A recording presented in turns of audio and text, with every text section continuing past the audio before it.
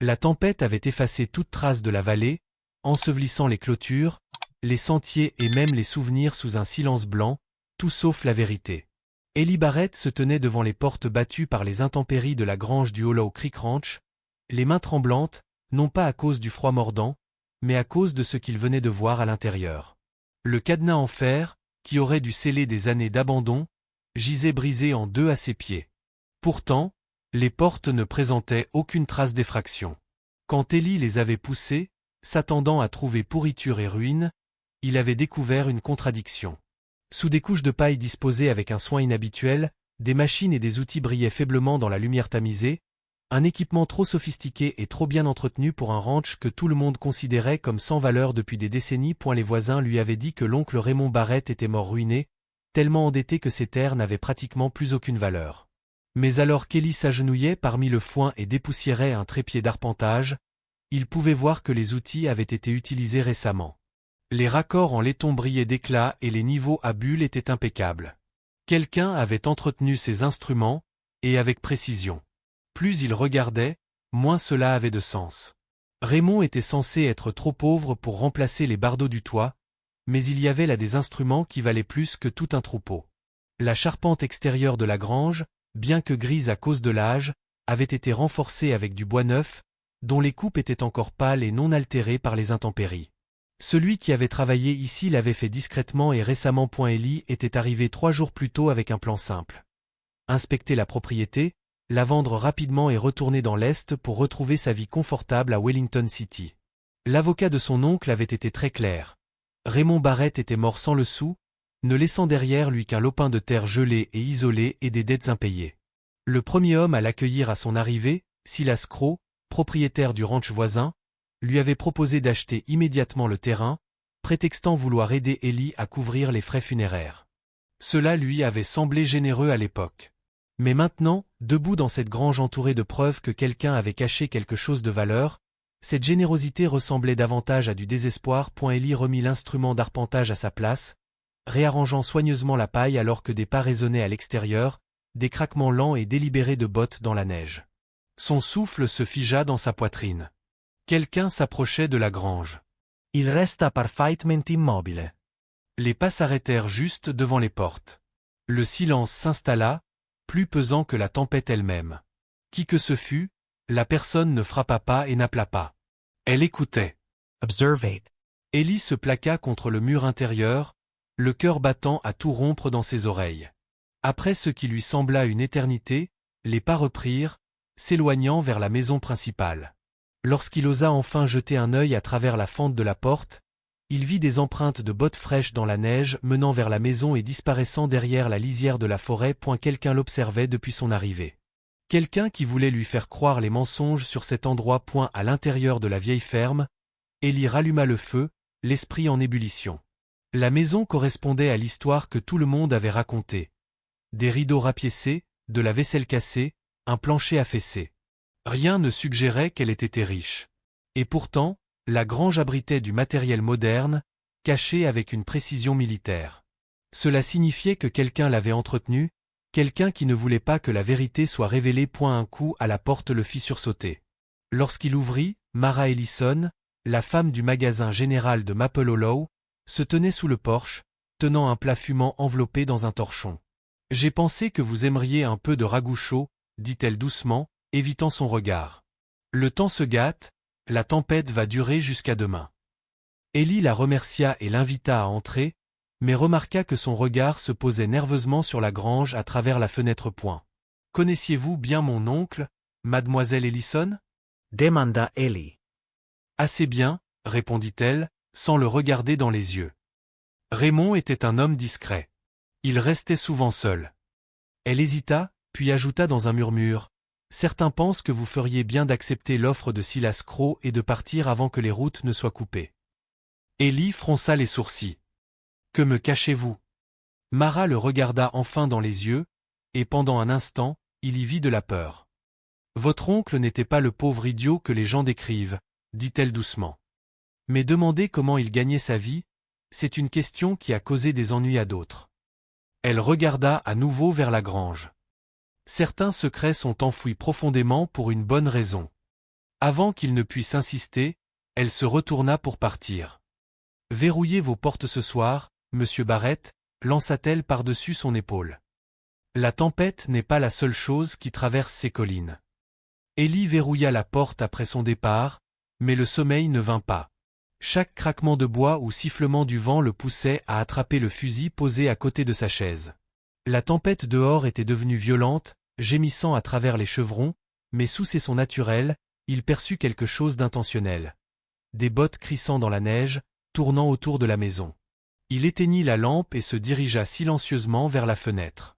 Derrière le rideau, la lumière d'une lanterne se déplaçait entre les arbres, régulière et contrôlée. Celui qui la portait n'errait pas, il cherchait quelque chose. La lumière s'arrêta, changea de direction, puis continua vers la grange. À l'aube, la vérité était indéniable. Quelqu'un avait essayé de forcer la porte latérale de la grange pendant la nuit.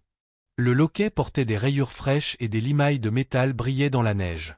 Il n'était pas entré, mais cela confirmait la crainte d'Ellie.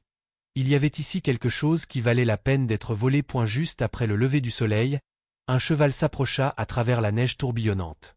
Silas Crow remonta l'allée avec une aisance désinvolte, attacha ses rênes au porche et frappa une fois avant d'entrer, comme si l'endroit lui appartenait déjà.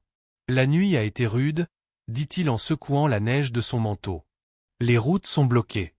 Vous serez coincé ici jusqu'à ce que le temps s'améliore. Son regard se posa sur la grange. Heureusement que je suis venu avec une meilleure offre pour votre terrain. Ellie fronça les sourcils. Qu'est-ce qui vous fait penser que je veux vendre? Le bon sens, répondit Crow avec désinvolture. Un endroit comme celui-ci va vous ruiner. Votre oncle l'a appris à ses dépens. Il sortit un papier plié de la poche de son manteau. Cette fois, je vous offre 3 fois plus que ce que je vous avais proposé auparavant. Assez pour vous installer confortablement dans l'Est. Ce revirement soudain n'avait aucun sens. Qu'est-ce que cette terre a de si précieux, monsieur Crow? Demanda Ellie, le sourire de Crow s'estompa. Disons simplement que je préfère l'avoir entre de bonnes mains plutôt que d'avoir des étrangers qui viennent fouiner ici. Il y a des choses ici qui ne devraient pas être découvertes, des choses dans lesquelles votre oncle s'était embarqué. Il baissa la voix. Prenez l'argent, mon garçon. Partez. Ellie remarqua alors un petit détail qui le figea sur place, le motif des semelles des bottes de Crow. Elles étaient identiques aux empreintes qu'il avait vues autour de la maison pendant la nuit. Ellie s'efforça de rester calme, même si son pouls s'accélérait.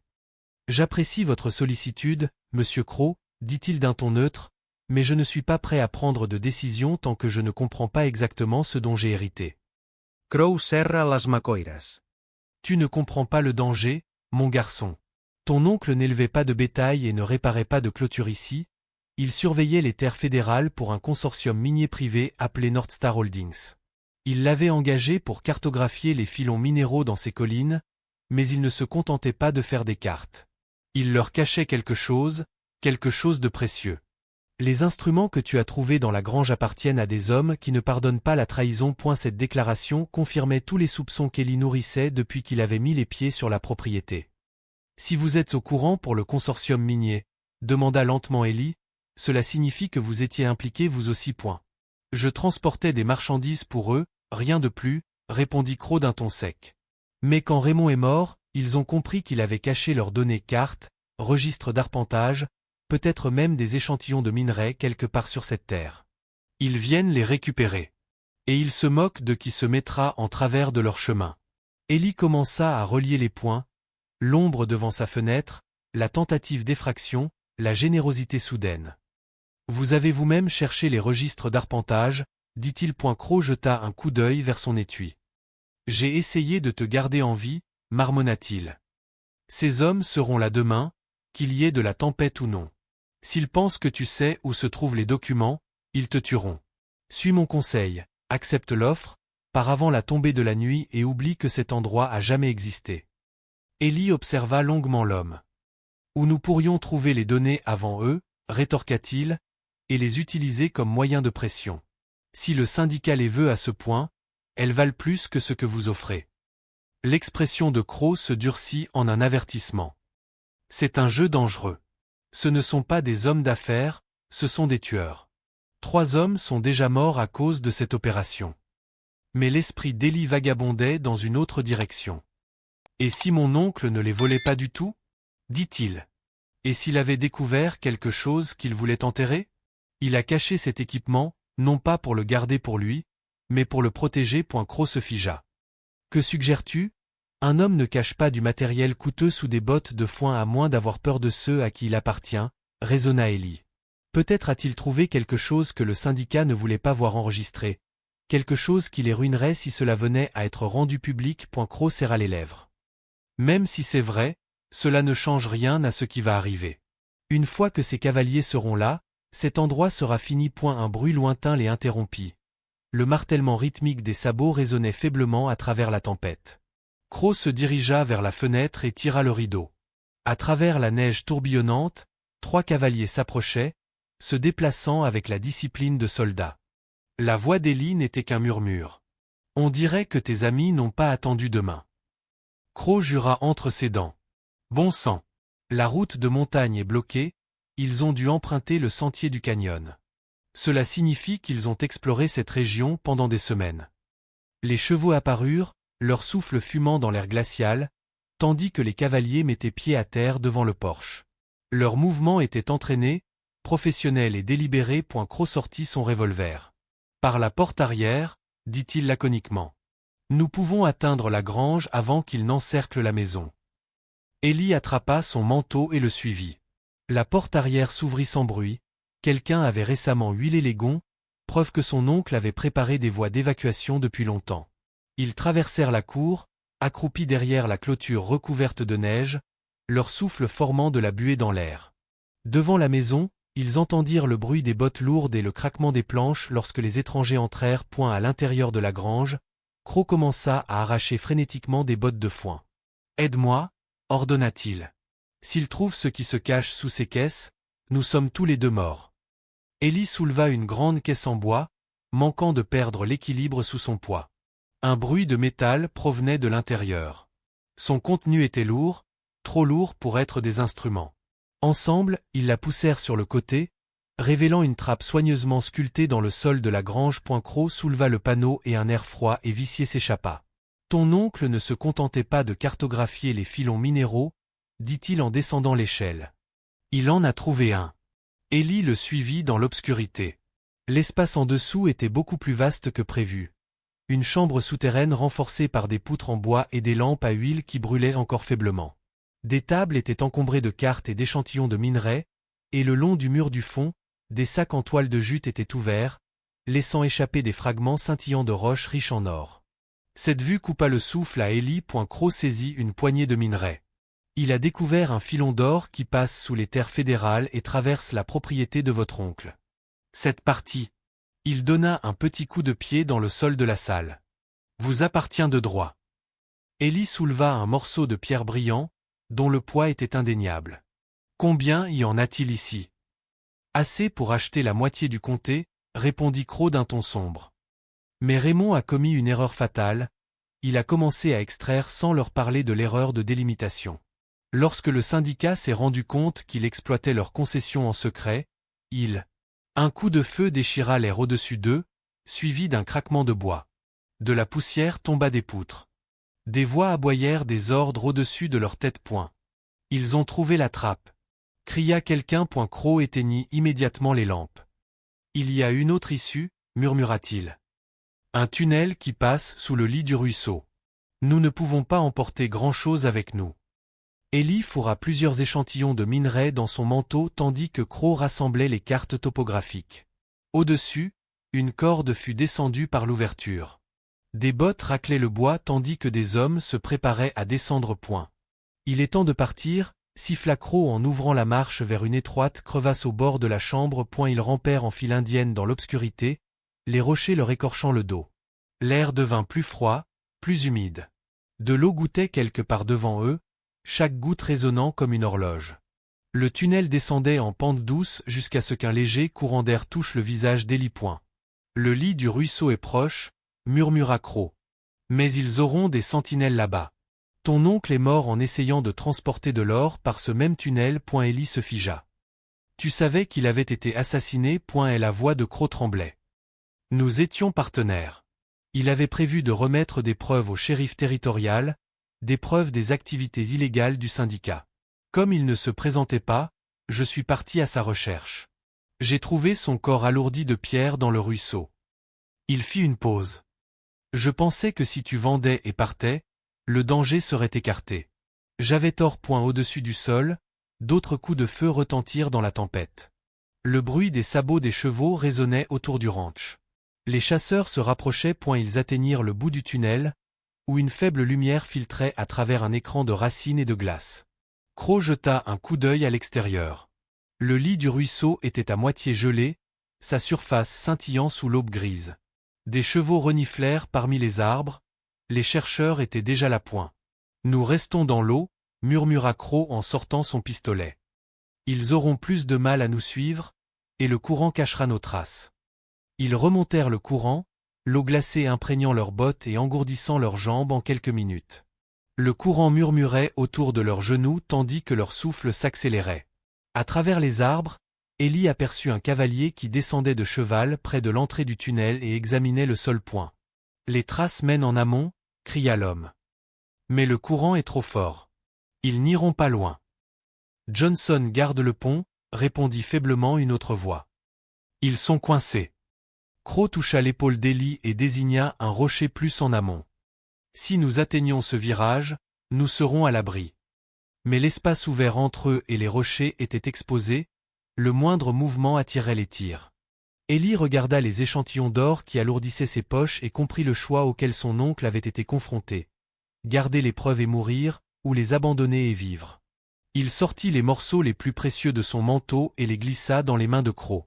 Apportez-les au shérif, murmura-t-il. Ce sont des preuves, suffisantes pour dénoncer Northstar Holdings et prouver le meurtre de mon oncle. Croc écarquilla les yeux. Et toi? Je vais y retourner, dit Ellie en vérifiant son revolver. Il pense que je m'enfuis. Ça me donne une chance. Croc secoua la tête. C'est du suicide. Peut-être, répondit Ellie calmement, mais parfois, la seule façon de gagner est d'aller là où ils s'y attendent le moins.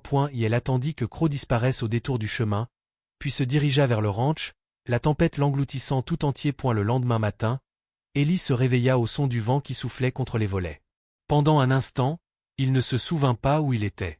Puis l'odeur de fumée et d'huile provenant de l'atelier en dessous lui rappela tout. Les cartes, le tunnel secret et le journal rempli de lignes codées qui parlaient de quelque chose enfoui sous Hollow Creek. Il avait à peine dormi, son esprit tournant en rond comme un faucon pris au piège. La révélation de la nuit précédente, le puits caché et la lueur de lumière au fond du sous-sol, avaient tout changé. Son oncle n'était ni fou, ni pauvre. Il protégeait quelque chose, et maintenant Ellie avait hérité à la fois du secret et du danger qui l'accompagnait. En milieu de matinée, la neige avait cessé de tomber. Le ranch semblait figé dans le temps, le monde extérieur était vide et silencieux. Mais à l'intérieur, les pensées d'Ellie s'emballaient plus que jamais. Il étala les pages déchirées du journal de Raymond sur la table de la cuisine. L'écriture était irrégulière mais soignée, la même main qui avait construit le faux mur et caché les machines. Toutes les quelques lignes, une phrase se répétait dans la marge, l'eau coule plus profondément que ne le permet la carte. Au début, il avait pris cela comme une métaphore. Mais maintenant, avec le tunnel menant au lit de la rivière, il se demandait si c'était littéral, un message codé sur une veine d'eau, ou quelque chose d'autre. Il retourna à l'entrée du tunnel avant midi, une lanterne à la main. L'air à l'intérieur était sec et immobile, les murs étaient recouverts de supports en bois fraîchement coupés, pas vieux. Celui qui avait travaillé ici n'était pas mort depuis longtemps. En descendant, sa lumière éclaira d'autres équipements. Des caisses marquées des symboles du gouvernement, scellées à la cire, du type utilisé en temps de guerre. Ellie dépoussiéra l'une d'elles et lut le tampon effacé. Propriété de l'U.S. Geological Survey, 1911. Son pouls s'accéléra.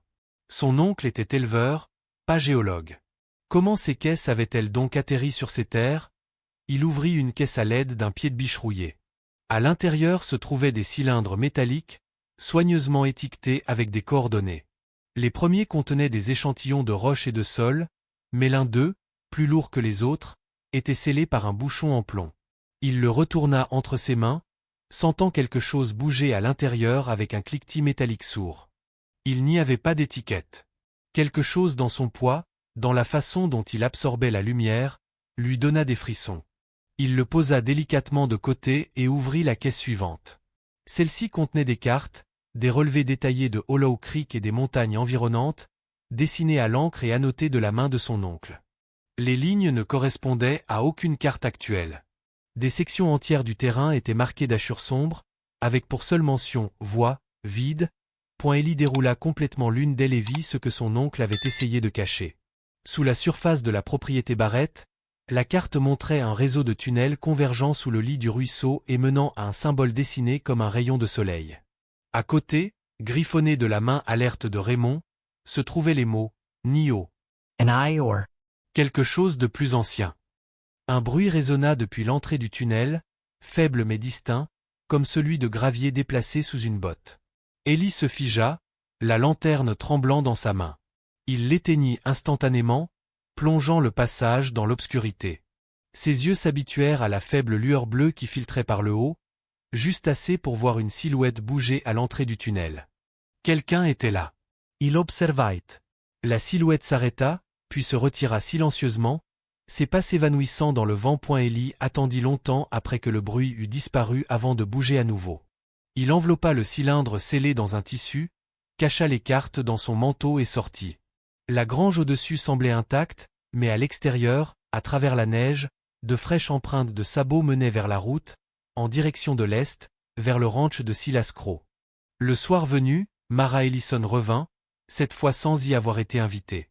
Elle fit irruption dans la pièce, sa cape recouverte de givre. « Ils disent que tu t'es introduit dans les anciens tunnels d'exploration, » murmura-t-elle. « Les hommes de Crow te recherchent. C'est donc vrai, » dit Ellie.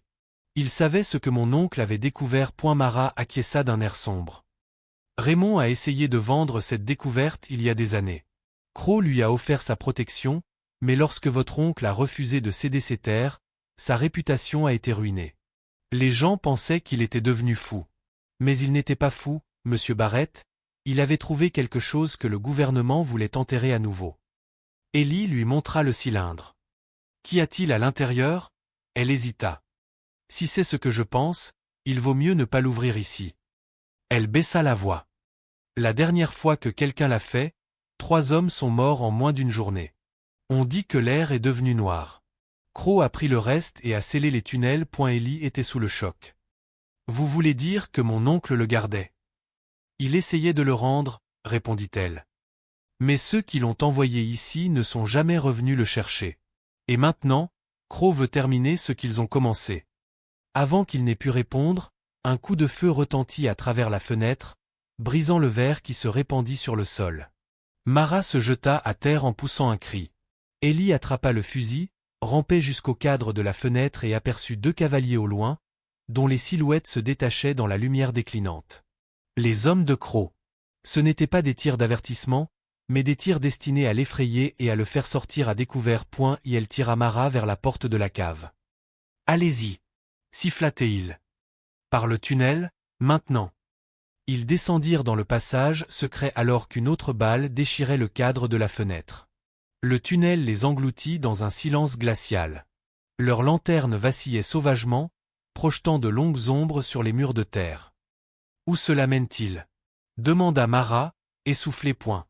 Vers la rivière, répondit Ellie. Si nous pouvons atteindre l'autre extrémité avant qu'ils ne trouvent l'entrée, nous pourrons revenir en ville. Mais le chemin devant eux n'était pas vide. La faible lueur qu'ils avaient aperçue auparavant, celle qu'Ellie avait prise pour le clair de lune, était désormais plus vive, pulsant comme le battement du cœur de la terre elle-même. À mesure qu'ils approchaient du virage, l'air devenait plus chaud, métallique. Le sol vibrait doucement sous leurs bottes. Puis, au dernier virage, ils le virent. Une vaste salle souterraine s'ouvrait devant eux, creusée à la main et par le temps. En son centre se dressait un puits cylindrique en pierre, s'élevant du sol, recouvert de veines métalliques qui pulsaient faiblement d'une lumière bleutée. L'air scintillait au-dessus, se courbant comme la chaleur au-dessus du sable du désert. Sur le rebord, gravées profondément dans la pierre, se trouvaient les mêmes marques que celles qui figuraient dans le journal de Raymond. Le symbole du soleil rayonnant. Mara s'approcha, fascinée. Ceci n'est pas naturel. Et la voix d'Ellie tremblait. Non. C'est ce qu'il a trouvé. Avant qu'il ne puisse faire un pas de plus, Le bruit des chevaux résonna faiblement au-dessus d'eux. Les poursuivants avaient trouvé la grange. Les hommes de Croc arrivaient, le bruit des sabots au-dessus d'eux s'intensifia. De la poussière se détacha du plafond du tunnel, tombant en fines couches tandis qu'Ellie et Mara fixaient l'étrange structure devant eux. Le puits de pierre vibra à nouveau, émettant un léger bourdonnement comme un être vivant. Un courant d'air s'en échappa, chaud et chargé d'une odeur de fer et d'ozone. Mara agrippa le bras d'Ellie. « Nous ne pouvons pas rester ici. » Mais Ellie ne pouvait détourner le regard. Les paroles de son oncle résonnaient dans son esprit, « Ce n'est pas de l'eau. Ce n'est pas de l'or. C'est quelque chose de plus ancien. » Il s'avança, la lanterne tremblant dans sa main, et balaya la poussière du rebord sculpté. Sous les couches de crasse, des lettres apparurent, qui n'étaient ni anglaises, ni aucune autre langue qu'il connaissait. Les symboles brillaient faiblement sous ses doigts qui les suivaient. Le bourdonnement s'intensifia, se transformant en une faible résonance qui vibrait dans ses os. La lumière à l'intérieur du puits s'intensifia, passant du bleu au blanc. Mara recula. Eni. Arrete. Il retira brusquement sa main, mais il était trop tard. Le sol sous leurs pieds trembla. Au-dessus d'eux, des cris lointains retentirent. Des voix d'hommes, des chevaux paniqués, puis le craquement du bois qui se brisait. La grange s'était effondrée sous les secousses. Les lumières du tunnel clignotèrent lorsque les hommes de Croc firent irruption par l'entrée, torchés à la main. « Là !» cria l'un d'eux. La lueur provenant de la chambre les guida directement à l'intérieur. Ellie tira Mara derrière un affleurement rocheux, serrant le fusil. Mais la lumière trahit leur position. En quelques secondes, Silas Croc apparut, pistolet à la main, le visage luisant de sueur et de triomphe. « Alors c'est vrai, dit Croc, les yeux écarquillés, fixant le puits. Ton oncle n'était pas fou, après tout. » Il rangea son arme lentement, presque avec révérence. « As-tu la moindre idée de ce que c'est, Barrett ? C'est du pouvoir, pur et ancien. Ton oncle a trouvé une veine du monde lui-même. Le gouvernement l'a enterré, mais il l'a maintenu en vie. Ellie maintint son fusil immobile. « Tu l'as tué, n'est-ce pas ?» Croc ne broncha pas. Il allait la détruire. Il ne comprenait pas ce qu'elle représentait. Il s'approcha du puits, la main tendue. « Mais moi, je comprends. » Avant qu'Ellie n'ait pu l'en empêcher, Croc appuya sa paume contre la surface de pierre. Instantanément, la salle fut envahie par une lumière aveuglante. Le bourdonnement se transforma en un rugissement, comme si 1000 voix s'étaient réveillées. Les torchers s'éteignirent. Un éclair aveuglant emplit l'espace, puis le silence revint. Quand Ellie ouvrit les yeux, Croc était à genoux, haletant, la peau de sa main brûlée et noircie. Les veines lumineuses le long du puits étaient devenues cramoisies et pulsaient de manière irrégulière. Le sol se fissura sous leurs pieds, des fissures s'étendant vers l'extérieur en lignes lumineuses. « C'est vivant », murmura Mara. Ellie lui saisit le bras. « Il faut partir, tout de suite. » Ils coururent vers le tunnel, la terre tremblant sous leurs pieds. Derrière eux, les hommes de Croc criaient de panique alors que la chambre s'effondrait. Une partie du plafond céda, engloutissant le puits dans un éclat de lumière aveuglant. L'onde de choc projeta Ellie et Mara en avant, les faisant rouler dans la poussière et les rochers. Puis tout devint noir. Quand Ellie reprit conscience, il était allongé dans la neige à l'extérieur de la grange. La tempête s'était calmée, l'air était douloureusement immobile. À côté de lui, le sol fumait à l'endroit où se trouvait autrefois la grange, il ne restait plus qu'une terre brûlée. Mara était à ses côtés, meurtrie mais vivante. Il n'y avait aucun signe de Croc et de ses hommes, seulement un cratère profond à l'endroit où se trouvait le tunnel. Ils se relevèrent en titubant. Dans le silence, Ellie remarqua quelque chose d'étrange. La neige autour du cratère avait fondu en formant des cercles parfaits, laissant un motif de lignes rayonnantes en forme de symbole solaire, comme celui qui figurait dans le journal de son oncle. La lumière l'avait gravé dans la terre elle-même. Mara se tourna vers lui, la voix rauque. Quoi que ce fût, c'est parti maintenant. Ellie regarda vers l'horizon, où l'aube commençait à peindre les collines en or. Non, dit-il doucement. Elle s'est juste enfoncée plus profondément. Au cours des jours suivants, les sauveteurs de Maple Hollow ne trouvèrent rien sous les ruines. Pas de tunnel, pas de caisse, aucune trace de Croc. Le rapport officiel attribua l'explosion à une fuite de gaz provenant des anciens puits de mine. Les autorités ont bouclé la propriété et ordonné à Ellie de partir. Il a obéi, mais avant de partir, il a enterré le journal de son oncle et le cylindre scellé à l'extrémité de la propriété, sous une pierre marquée uniquement de la lettre R. Des années plus tard, longtemps après que Hollow Creek ait disparu des mémoires, des voyageurs ont parlé d'étranges lumières vacillantes lors des nuits froides, à l'endroit où se trouvait autrefois le ranch, d'abord bleu, puis blanche, s'élevant comme un souffle de la terre. Les habitants disaient que ce n'était que du givre ou des jeux de lumière de la lune. Mais certains juraient avoir entendu un bourdonnement sous terre, aussi doux qu'un battement de cœur. Ellie Barrett ne revint jamais à Hollow Creek. Il s'installa à Wellington City, se maria et vécut tranquillement, sans jamais révéler à personne la vérité sur ce qui s'était passé dans la neige. Pourtant, parfois, lors de nuits d'insomnie, il dépliait une vieille carte dessinée de la main de son oncle. Sur le papier défraîchi, en lettres qui brillaient faiblement à la lumière de la lampe, la phrase restait gravée comme un avertissement. L'eau coule plus profondément que ne le permet la carte. Chaque fois qu'il la lisait, il refermait la carte, éteignait la lampe et écoutait le silence, à moitié impatient, à moitié effrayé, dans l'espoir d'entendre à nouveau ce faible bourdonnement sous la terre.